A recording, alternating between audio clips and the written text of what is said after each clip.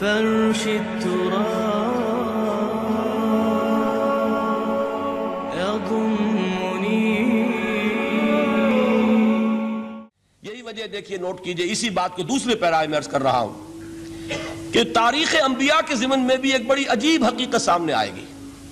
حضرت موسیٰ علیہ السلام کے معجزات دو بہت مشہور ہیں، عصائے موسیٰ اور ید بیضاء. ویسے قرآن مجید نے 7 مزید گنوائے ہیں، 9 آیات بینات، 9 بڑے کھلے کھلے معجزے جو فرعون اور آل فرعون کو دکھائے گئے. پھر آپ کو معلوم ہے کہ اسی عصا کی ضرب سے سمندر کا پھٹ جانا، اسی عصا کی ضرب سے ایک چٹان سے 12 چشموں کا پھوٹ بہنا، اور پھر یہ کہ من و سلوہ کا نزول ہے اور غمام ہے صحرا کے اندر جہاں کوئی چیز سائے کے لیے نہیں ہے، ان کے اوپر ابر کا سایہ کیا جا رہا ہے. یہ سارے معجزے آپ کو نظر آ رہے ہیں. اسی طریقے سے حضرت مسیح علیہ السلام، کیسے کیسے معجزے. مردہ کو کہا قم باذن اللہ اور کھڑا ہو گیا. گارے سے بنایا ایک پرندے کی شکل اور اس میں پھونک ماری اور اڑتا ہوا پرندہ ہو گیا. یعنی یہ کہ احیاء موتا اور خلق حیات یہ آخری معجزے ہو سکتے ہیں، اس لیے کہ یہ خالص اللہ تعالیٰ کے افعال ہیں. لیکن ذرا اس کانٹیکسٹ میں دیکھیے محمد کا معجزہ کیا ہے صلی اللہ علیہ وسلم. قرآن مجید جن لوگوں نے پڑھا ہے اور سمجھ کر پڑھا ہے، ترجموں سے پڑھا ہے، یا ویسے وہ عربی زبان سے واقف ہیں، ان کو معلوم ہے کہ قرآن بار بار کہتا ہے محمد کا معجزہ. یوں تو بے شمار واقعات ہوں گے لیکن اصل معجزہ صرف اور صرف قرآن ہے. اسی کو پیش کیا گیا کہ یہی ہے، آؤ مقابلہ کر لو. اصل میں معجزہ کہتے کسے؟ معجزہ کے معنی عاجز کر دینے والی شے. یوں تو اولیاء اللہ جو ہیں ہم ان کی کرامات کے قائل ہیں. اللہ تعالیٰ اپنے کسی نیک بندے کے مقام اور مرتبے کے اظہار کے لیے کسی وقت کوئی ایسی چیز ظاہر کر دے جو قانون طبیعی کے خلاف ہو، تو یہ کرامات اولیاء حق ہے. اور اس درجے کی جو ظاہر بات ہے کہ جب اولیاء کے لیے کرامات ہے تو انبیاء کے لیے تو بہت ہوں گی. اصل معجزہ کسے کہتے ہیں؟ جسے کوئی نبی چیلنج کے ساتھ پیش کرتا ہے کہ یہ ہے میری رسالت کا ثبوت، آؤ مقابلہ کر لو. حضرت موسیٰ علیہ السلام کے جو اصل معجزے تھے وہ 2 تھے.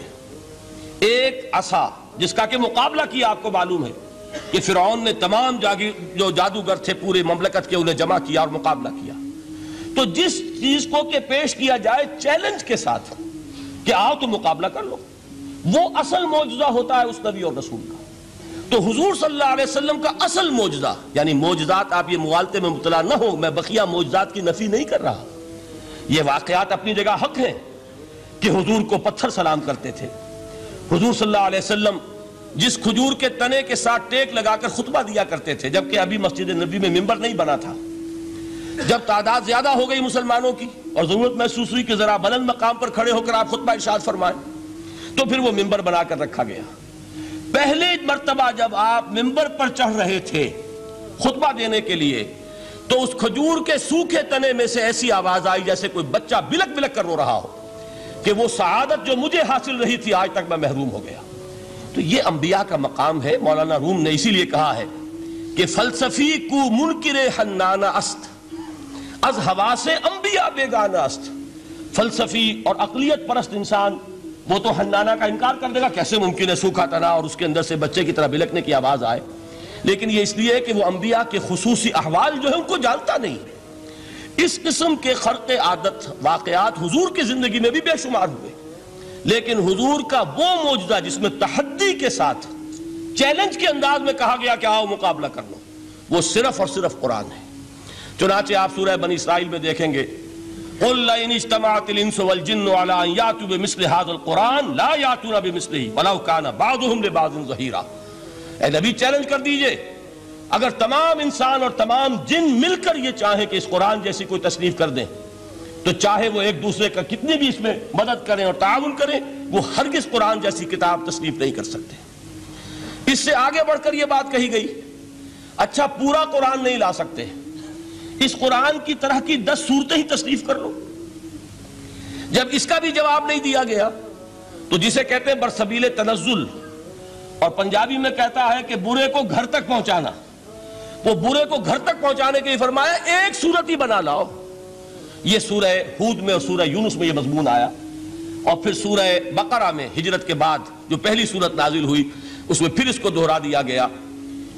وَإِن كُنتُم فِي رَيْبٍ مِّمَّا نَزَّلْنَا عَلَىٰ عَبْدِنَا فَأْتُوا بِسُورَةٍ مِّن مِّثْلِهِ وَادْعُوا شُهَدَاءَكُم مِّن دُونِ اللَّهِ إِن كُنتُم صَادِقِينَ کہ اگر تمہیں کوئی شک ہے اس کتاب کے بارے میں جو ہم نے نازل فرمائی ہے، شک کیا ہوگا؟ شک اسی بات میں ہوگا کہ شاید یہ محمد کا اپنا کلام ہے صلی اللہ علیہ وسلم، یا کوئی اور انسان ہے جو انہیں سکھا پڑھا رہا ہے۔ اگر تمہیں اس نوعیت کا کوئی شک ہے تو اس جیسی ایک صورت بنا لاؤ، فاتو بسورۃ من مثلی، اور نوٹ کیجئے گا سورۃ العصر بھی صورت ہے، سورۃ الکوثر بھی صورت ہے، 3 آیات بھی اگر ایسی تم تصنیف کر کے لے آؤ تب تو تمہیں کچھ شک کرنے کا حق حاصل ہوگا، اور اگر نہیں کر سکتے تو جان لو فَإِن لَمْ تَفْعَلُوا وَلَن تَفْعَلُوا، پھر اگر تم ایسا نہ کر سکو اور ہرگز نہیں کر سکو گے، ذرا چیلنج کا انداز دیکھیے کہ ہرگز نہیں کر سکو گے، فَاتَّقُوا النَّارَ الَّتِي وَقُودُهَا النَّاسُ وَالْحِجَارَةُ، تو ڈرو اس آگ سے جس کا ایندھن بنیں گے انسان اور پتھر۔ اب اس بات کو سمجھیے کہ تاریخی حقیقت ہے یہ، جس کا کوئی کافر انکار نہیں کر سکتا، کہ وہ کوئی شخص اس چیلنج کو قبول کرنے کی جرات نہیں کر سکا۔ اگر جھوٹ موٹ کو بھی کوئی کھڑا ہو جاتا اور کہتا کہ ٹھیک ہے میں نے یہ ایک صورت بنائی ہے اور میرا دعویٰ یہ ہے کہ یہ قرآن جیسی ہے، تو ایک کنٹروورسی تو پیدا ہو جاتی نا۔ کچھ لوگ چاہے کہتے کہ نہیں یہ قرآن کے سطح کی نہیں ہے، لیکن یہ کہ اس کا دعویٰ تو ہو جاتا۔ لیکن تاریخ یہ بتا رہی ہے کہ سرے سے کسی شخص نے اس کی جرات نہیں کی، اس درجے وہ قرآن سے مرعوب ہوئے۔ تو حضور کا سب سے بڑا معجزہ جو آج تک زندہ ہے، اس کو ذہن میں رکھیے، میں نے جو حضرت موسیٰ حضرت عیسیٰ کے معجزات گنوائے ہیں وہ در حقیقت ان کی اپنی ذات کے ساتھ تھے۔ ید بیضا موسیٰ کے ساتھ تھا، عصا معجزہ اس وقت تھا جب موسیٰ کے ہاتھ میں تھا، اس کے بعد کئی 100 برس تک وہ صندوق سکینہ جو ہے، تابوت سکینہ، اس میں وہ عصا رکھا رہا، لیکن اب وہ معجزہ نہیں تھا، وہ سوکھی لکڑی تھی، اس کے سوا کچھ نہیں۔ تو تمام انبیاء اور رسول کے معجزے ختم ہو گئے، وہ ان کی ذات کے ساتھ تھے۔ محمد الرسول اللہ کی رسالت دائمی ہے تا قیام قیامت، لہذا معجزہ بھی آپ کا دائمی ہے، وہ معجزہ آج بھی موجود ہے۔ البتہ میں ادھر ضرور توجہ دلاؤں گا کہ قرآن مجید کے اعجاز کے 3 پہلو ہیں۔ پہلا پہلو، اور زیادہ تر اسی کی طرف توجہ زیادہ ہوئی ہے، وہ ہے قرآن کی فصاحت، بلاغت، ادبیت، اس کی چاشنی۔ ظاہر بات ہے کہ اس کا شعور اور ادراک صرف عربوں کو ہو سکتا ہے، بلکہ میرے خیال میں ناراض نہ ہو اہل عرب تو آج کے عربوں کو بھی نہیں ہو سکتا۔ یہ اسی دور کے عرب، ان کی اپنی جو اس وقت کی زبان تھی، اس زبان میں فصحاء، بلغاء، شعراء، خطباء، ان کو اتنا ذوم تھا کہ وہ باقی پوری دنیا کو کہتے تھے یہ گونگے ہیں، بولنا ہمیں آتا ہے، خطیب ہم ہیں، شاعر ہم ہیں، خطبہ ہم دے سکتے ہیں، شعر ہم کہہ سکتے ہیں، باقی سب تو عجمی ہیں، گونگے ہیں، ان کے اندر نہ فصاحت ہے، نہ بلاغت ہے، نہ ان کے کلام میں چاشنی ہے، نہ اس کے اندر کوئی شکوہ ہے۔ یہ دعویٰ جنہیں تھا، جب ان کے منہ بند ہو گئے قرآن کو سننے کے بعد کہ اس کلام کا کوئی مقابلہ ممکن نہیں ہے، جو ان کے سبع معلقہ کے شعراء میں سے آخری شاعر وہ ایمان لے آئے، اس کے بعد جب ان سے کہا گیا کہ اب آپ شعر نہیں کہتے، حضرت عمر نے ایک مرتبہ ان سے سوال کیا کیا بات ہے، اب آپ نے شعر کہنے چھوڑ دیے؟ تو ان کا جواب یہ تھا اب بعد القرآن، کیا اب قرآن کے بعد بھی اس کا امکان ہے کہ کوئی شخص اپنی فصاحت اور بلاغت کا کوئی اظہار کرنا چاہے؟ یہ تو فصاحت اور بلاغت کی ایک معراج ہے کہ جس تک کہ اب کسی انسان کی رسائی ممکن نہیں۔ هي الحلقات تحفظني بآيات من القرآن، هي الحلقات تملأني بحب المصطفى العدنان.